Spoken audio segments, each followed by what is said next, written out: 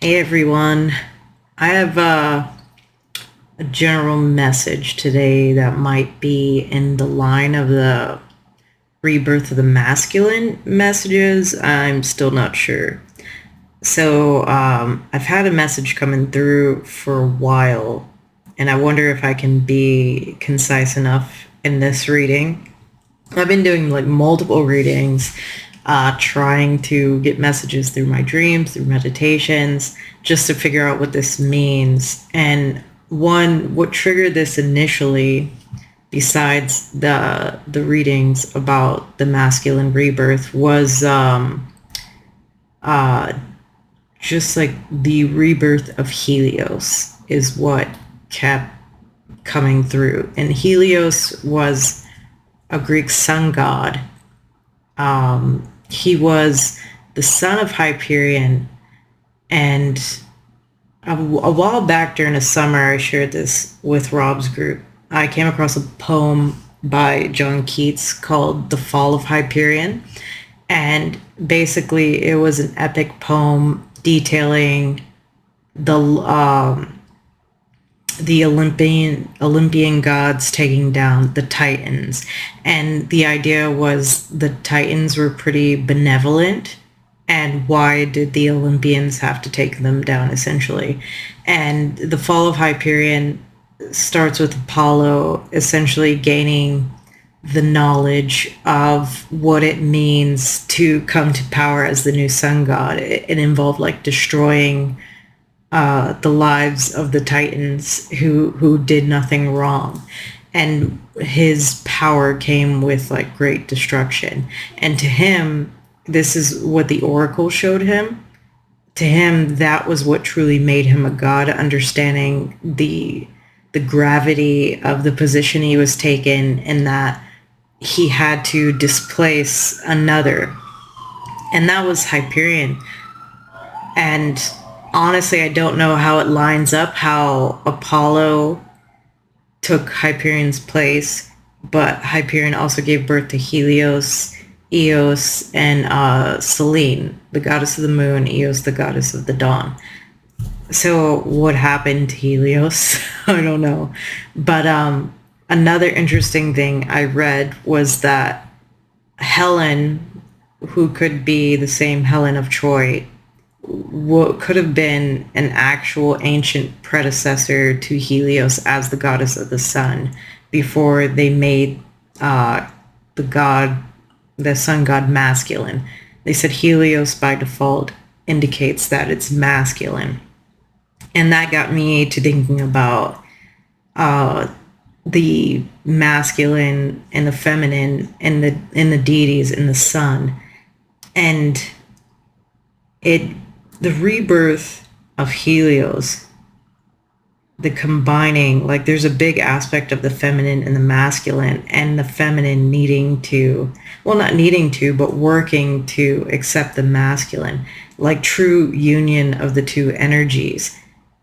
But there's still a lot of blockages. And it made me wonder, like, why certain cultures had male gods and moon goddesses, or male god or male moon gods and female sun goddesses. That's usually what they said, based on what I read, is if a culture has a female sun goddess, then it's a male moon god, and vice versa. Like, for example, the Japanese have the sun goddess Amaterasu, and then the male god, moon god Tsukuyomi.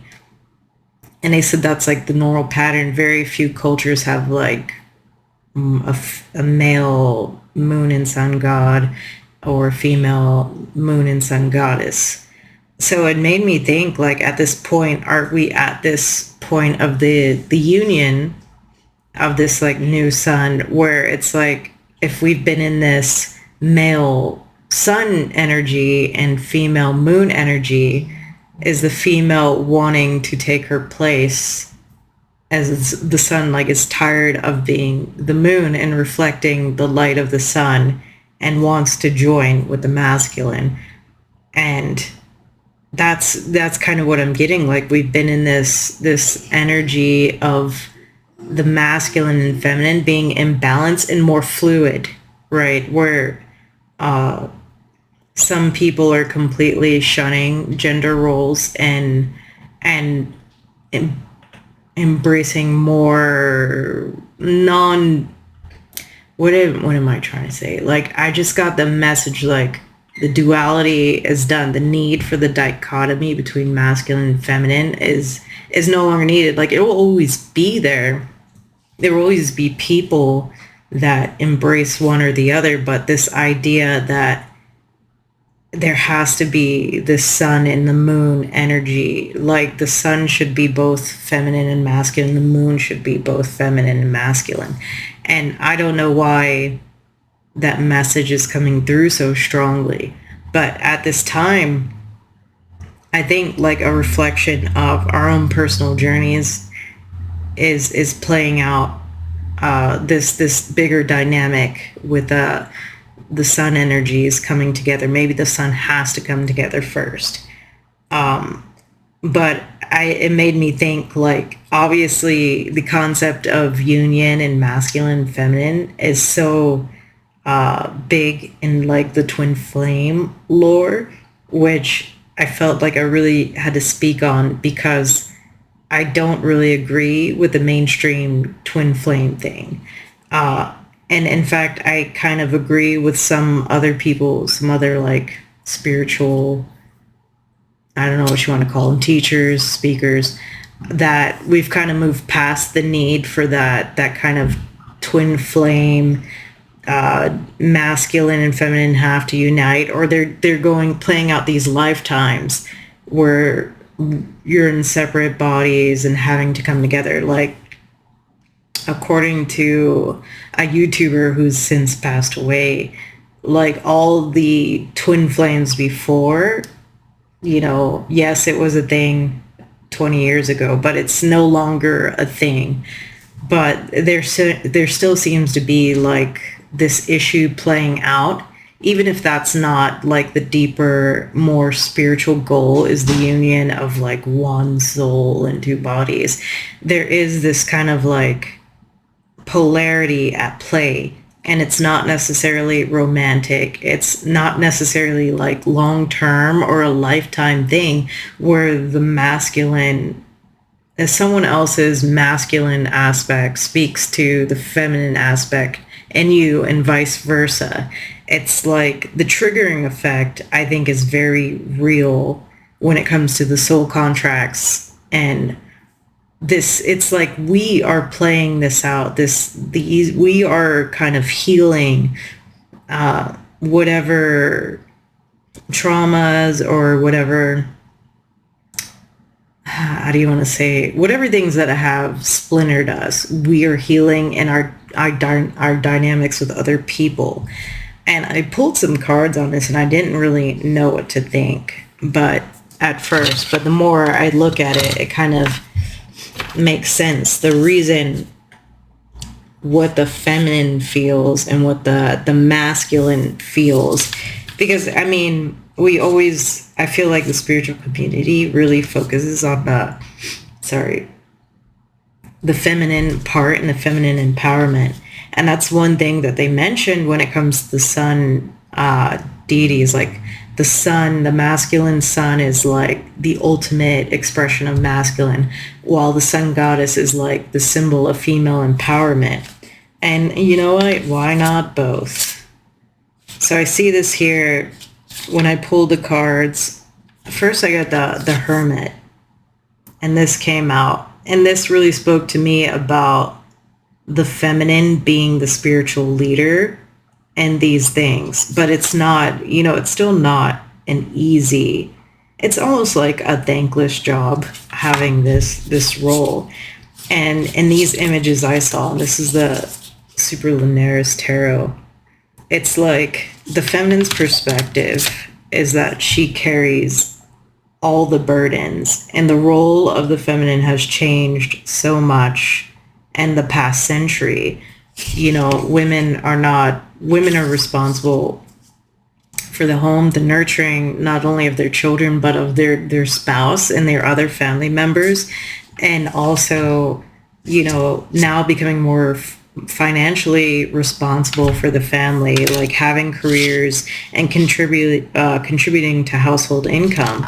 So it's just a lot. That's a lot. The wands are a perfect example of how much that is. Wands, it's ambition, it's emotion, it's action, and it's like the feminine has this impression like this is the masculine. You see this, the masculine is very, this is what the feminine is carrying compared to the masculine, who's basically overly focused on the material and kind of just like being a bit wishy-washy and non-committal, no emotional involvement.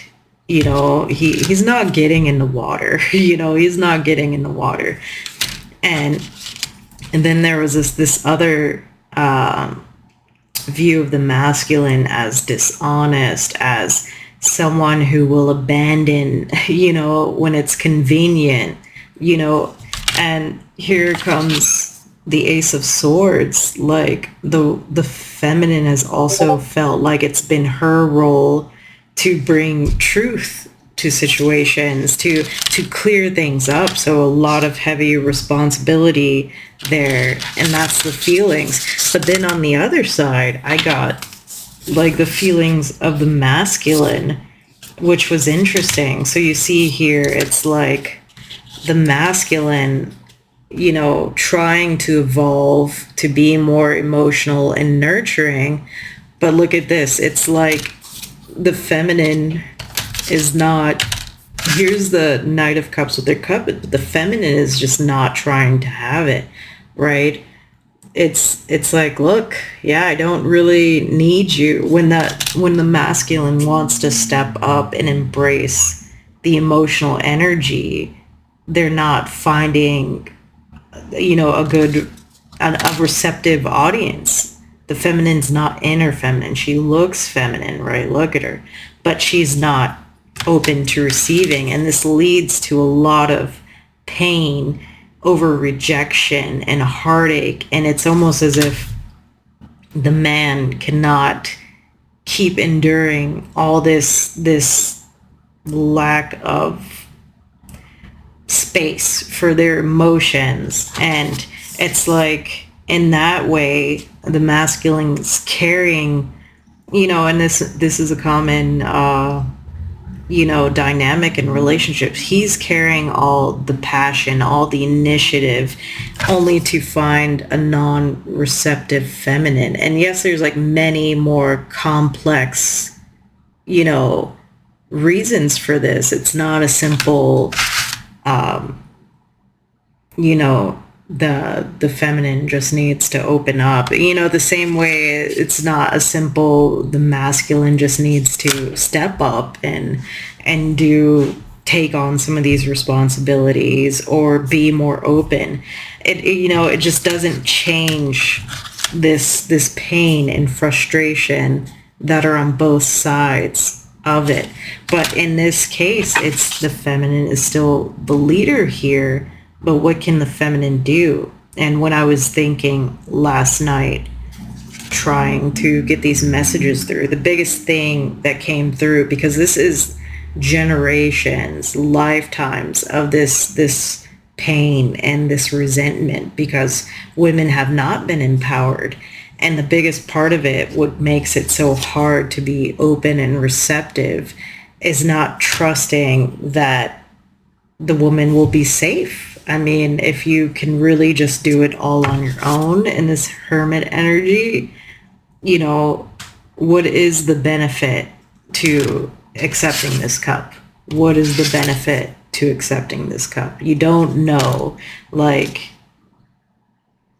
you can't see what's in his hand. And wait a minute. Oh, that was the other card. So this came out in the Virgo reading. Look at this. Knight of Cups is a woman. And look at, while she has that cup, wow, she also has that sword, And it's like, this is the dynamic now. This is the dynamic. You can't see what he has. He's not willing to show you everything because of this fear of rejection. So the biggest thing I got in order for the feminine to feel safe and open to receiving is the feminine needs to forgive herself, because there is a lot of pain from, you don't just think about it, these situations that women have endured, and not only their own mistreatment, oppression, and abuse, but the abuse of their children and the inability to protect themselves and to protect their children. That has a huge impact.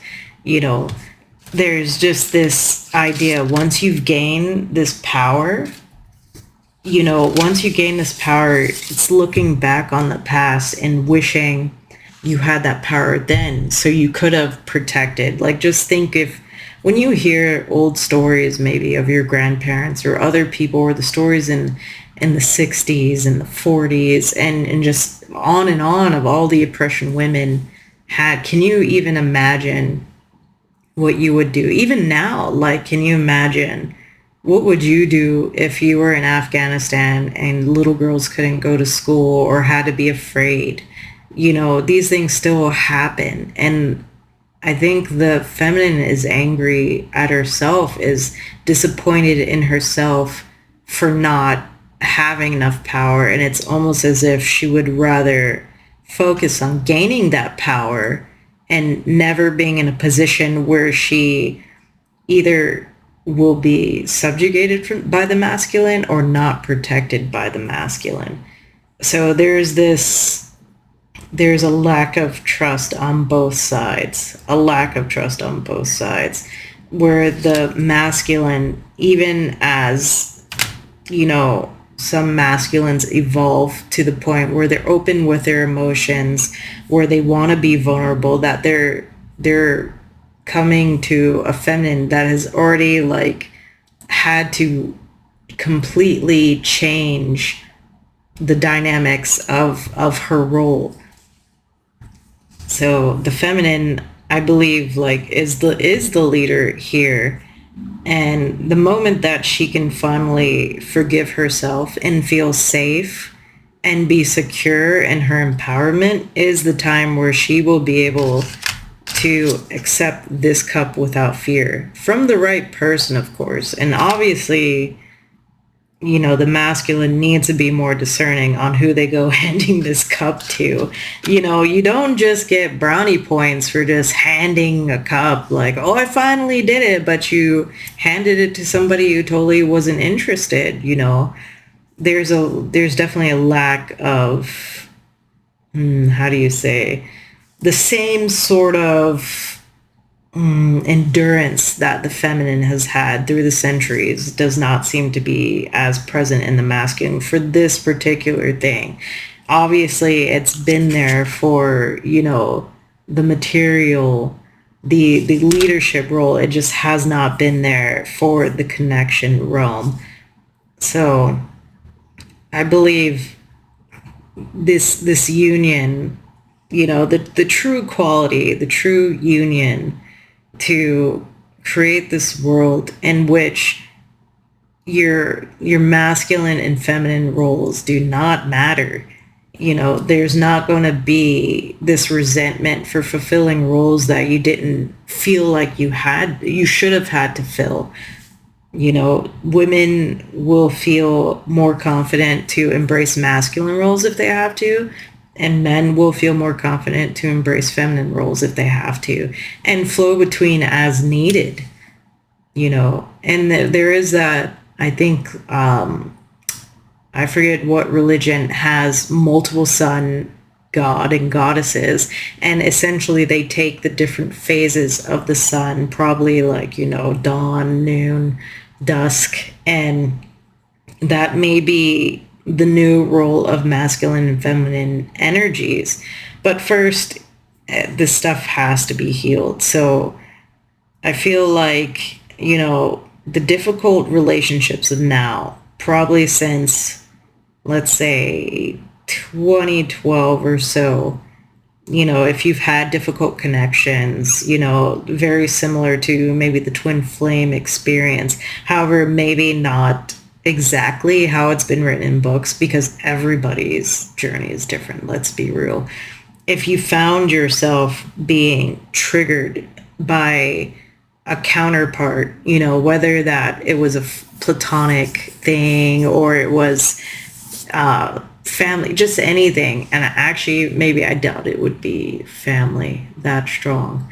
But either way, if you found yourself being in that situation, then you were likely part of healing these energies, the masculine and feminine, so we can finally have the true union and get rid of this dichotomy of like complete masculine and feminine. I mean, we've already been moving that way in the first place, but I think that's all the messages I have. I feel like more things might come out about this because I keep getting so much. And one of the key things, and I don't know how it's relevant, and the reason why this thumbnail picture is the mimosa flower is because when the Andean cross came out, it reminded me of a reading I watched from Consciousness Evolution Journey.